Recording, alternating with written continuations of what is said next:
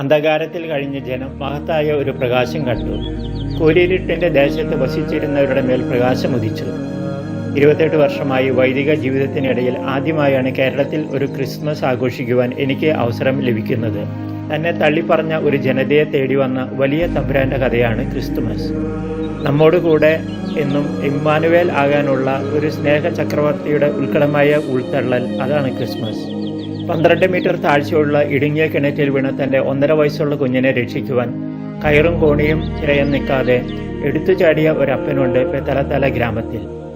തൻ്റെ പ്രിയപ്പെട്ടവരെ രക്ഷിക്കുവാൻ എടുത്തുചാടി ഭൂമിയിലെത്തിയ തമ്പുരാന്റെ ഒരു കാർബൺ പതിപ്പാണ് അദ്ദേഹം. 1898 മഡഗാസ്കറിൽ ഒരു മിഷണറി വൈദികനെത്തി, ഫാദർ ബേസിൽ. അച്ഛനെ കാത്തിരുന്നത് പ്രത്യേകമായൊരു വിളിയാണ്: കുഷ്ഠരോഗികൾക്ക് ആശ്രയമാവുക.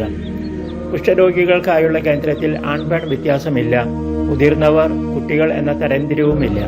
ദുർഗന്ധവും മാലിന്യങ്ങളും സമൃദ്ധമായി ഉണ്ട് താനും. അച്ഛൻ തന്റെ പരമാവധി പരിശ്രമിച്ച് അവരെ സഹായിച്ചു.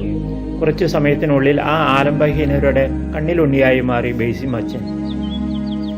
അദ്ദേഹം മഡഗാസ്കറിൽ വന്ന് 62ാമത്തെ വയസ്സിൽ ജീവിതം ബലിയർപ്പിച്ചത് തനിക്ക് വേണ്ടിയല്ല, സമൂഹങ്ങളിൽ നിന്നും തള്ളപ്പെട്ട അഗതികളായ കുഷ്ഠരോഗികൾക്ക് വേണ്ടിയായിരുന്നു.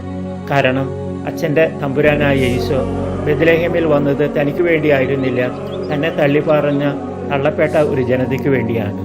നമ്മുടെ സമൂഹങ്ങളിൽ തള്ളുന്നവരും തള്ളപ്പെടുന്നവരുമുണ്ടല്ലോ.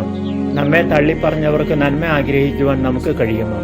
ശത്രുക്കൾ എന്നല്ല, പലപ്പോഴും മിത്രങ്ങളെ തന്നെ തരംതിരിച്ച് സ്നേഹിക്കുന്നവരാണ് നമ്മൾ. എന്നിട്ടും നാം മലയാളികൾ ആരെയൊക്കെ കാണിക്കുവാൻ വേണ്ടി ക്രിസ്തുമസ് ആഘോഷിക്കും. തള്ളപ്പെട്ടവരെ, നമ്മെ തള്ളിക്കളയുന്നവരെ നമുക്ക് സ്നേഹിക്കേണ്ടേ? അതിന് ഈ ക്രിസ്മസ് ദിനം നമ്മെ സഹായിക്കട്ടെ. ആശംസകളോടെ ഫാദർ ജോൺസൺ തളിയത്ത്.